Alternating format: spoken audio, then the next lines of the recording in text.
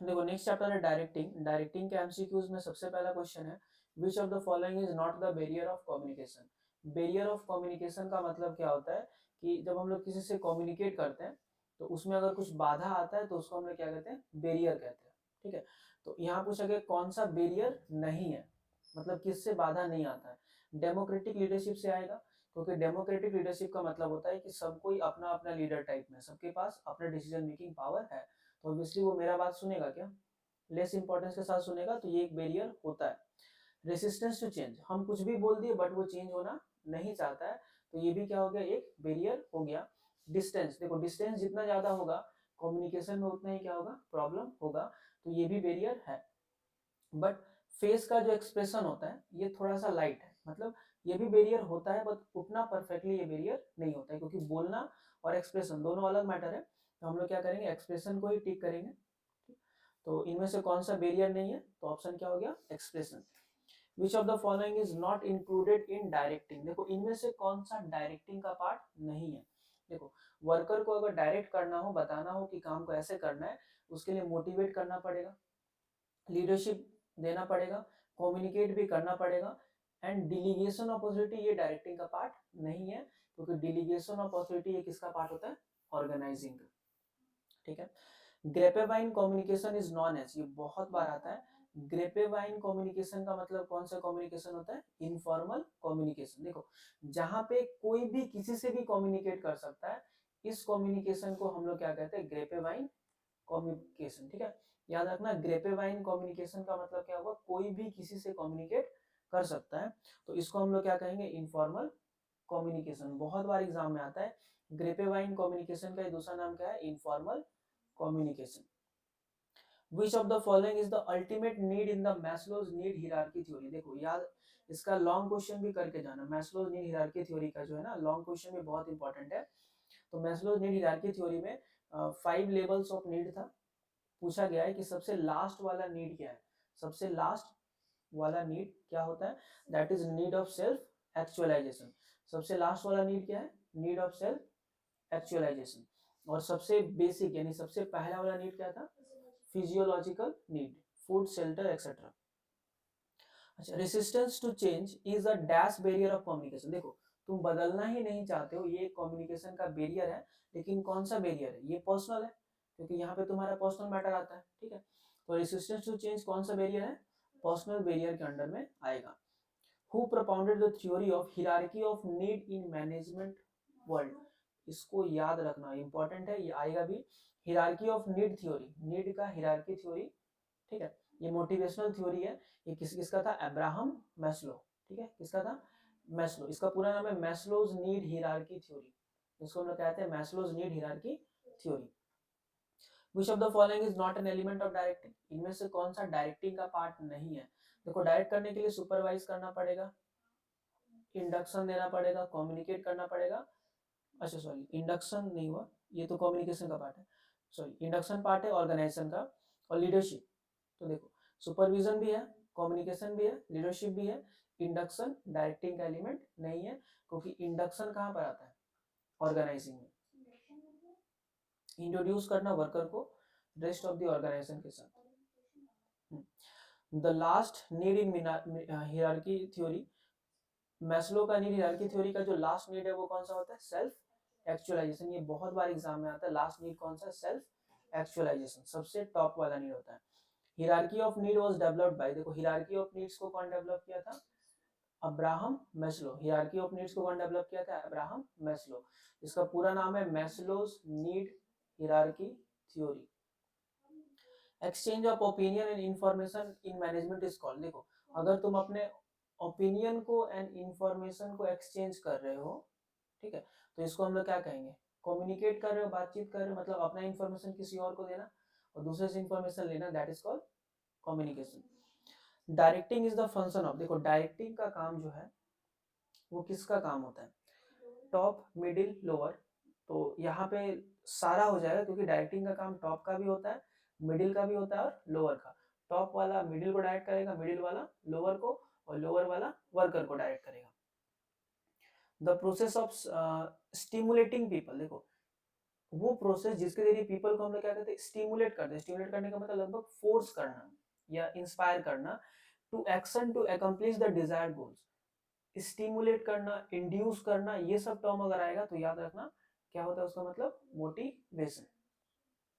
An example of financial incentive, देखो worker को काम कराने के लिए दो टाइप का लालच इंसेंटिव दे सकते हैं, एक होता है फिनेंशियल और एक होता है नॉन फिनेंशियल। फिनेंशियल का मतलब होता है पैसे दे करके मोटिवेट करना। तो पूछा गया इनमें से कौन सा फिनेंशियल है, job security, job enrichment, opportunity for career advancement या परक्यूजिट्स। तो इंसेंटिव में हम लोग क्या देते हैं, परक्यूजिट। इसके अंदर हम लोग पढ़े थे ना कि रेंट फ्री एकोमोडेशन दे देना, ठीक है, कार फैसिलिटी दे देना, गैस फैसिलिटी देना, तो ये सब क्या है, फिनेंशियल है, क्योंकि परक्यूजिट्स वाले में क्या होता है, मॉनेटरी टर्म्स में कुछ ना कुछ उसको मिलता है, बट बाकी सब क्या है, नॉन फिनेंशियल। इनमें से कौन सा नॉन फिनेंशियल का पार्ट है, मतलब जो पैसों में नहीं होता है, रिटायरमेंट बेनिफिट, ये तो पैसों में मिलेगा, परक्यूजिट ये भी लगभग पैसों में मिलेगा, अलाउंसेस भी पैसों में मिलेगा, बट जॉब सिक्योरिटी किसमें, पैसों में नहीं मिलता है।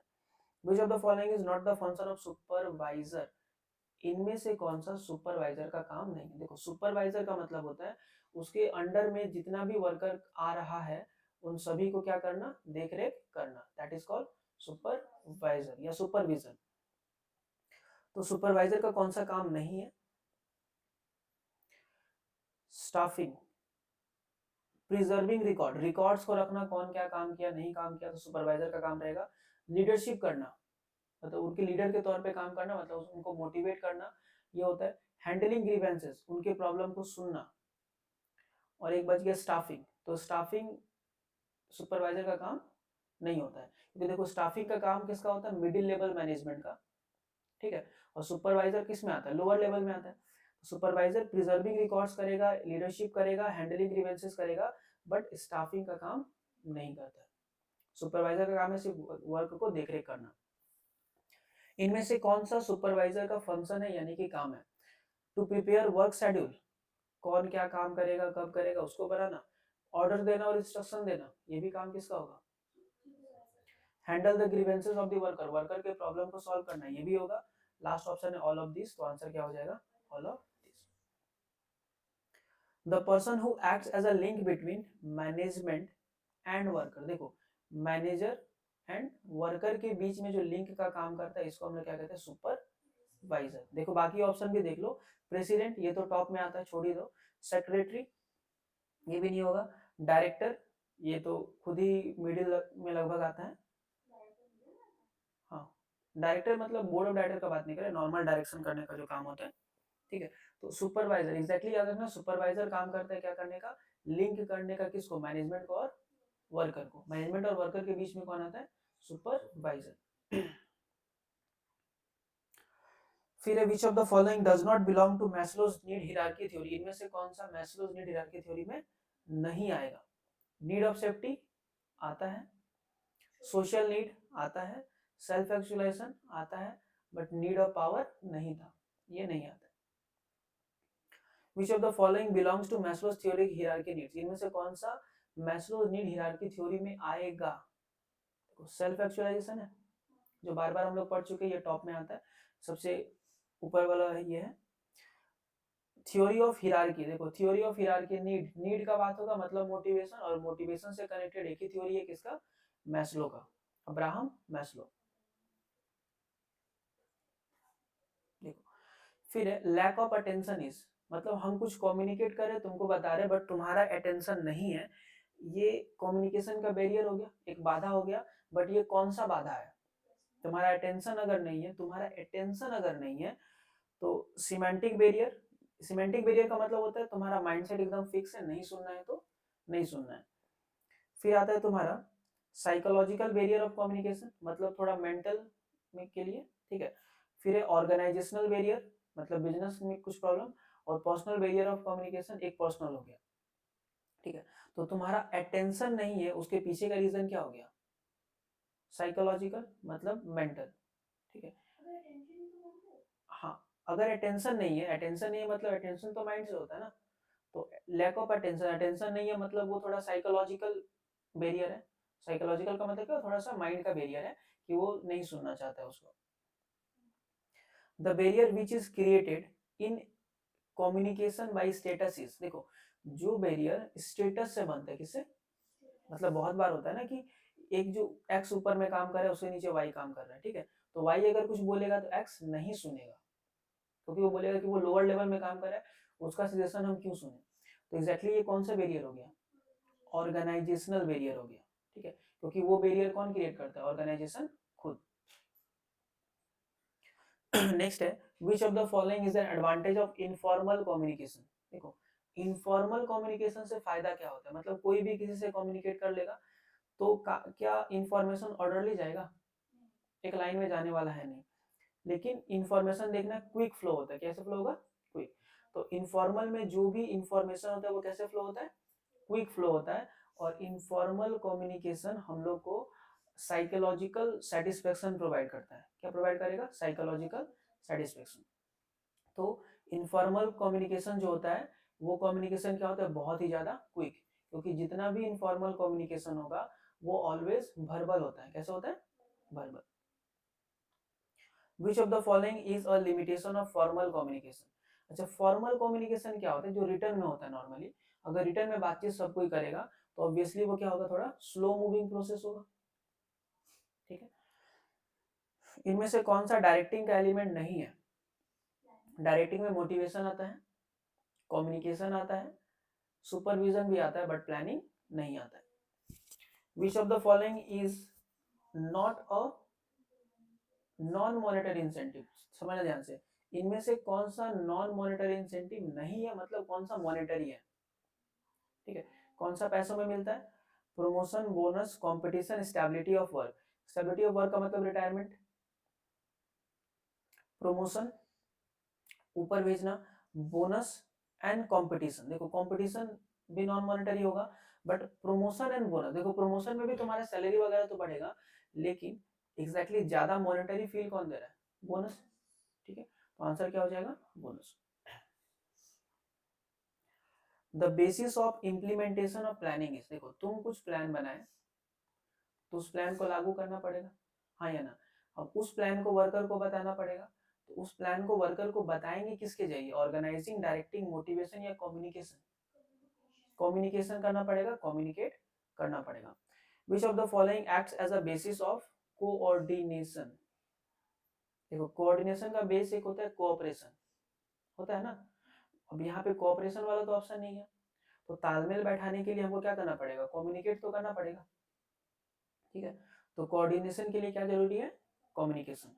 सुपरवाइजर कौन से लेवल में आता है, टॉप, मिडिल या lower, lower, top management, middle management, first line और सुपरवाइजरी मैनेजमेंट। देखो फर्स्ट लाइन मैनेजमेंट क्यों कहते हैं, क्योंकि ये पूरा मैनेजमेंट में सबसे नीचे में आता है, इसलिए लोअर को हम लोग क्या कहते हैं, फर्स्ट लाइन भी कहते हैं और सुपरवाइजरी मैनेजमेंट भी कहते हैं। सुपरवाइजर ऑलवेज कौन से लेवल में आता है, लोअर लेवल, इसका दूसरा नाम क्या है, operational level. Dash is not an element of directing, इनमें से कौन सा डायरेक्टिंग का पार्ट नहीं है, वर्कर को डायरेक्ट करने के लिए मोटिवेट करेंगे, कम्युनिकेट करेंगे, सुपरवाइज भी करेंगे, बट प्लानिंग इसका पार्ट नहीं है। प्लानिंग क्या है, मैनेजमेंट का एक फंक्शन।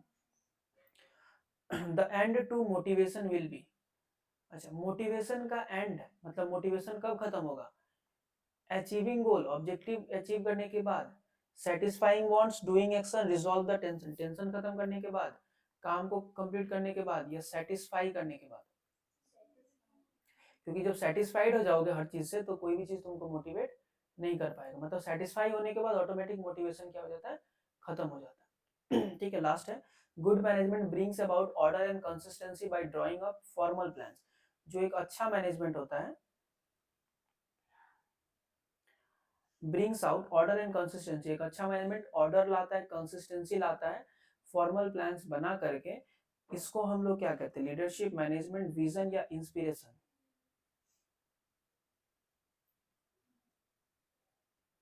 हाँ, प्लान्स बनाने का काम का बात आ गया तो क्या हो गया ऑप्शन इसका, मैनेजमेंट।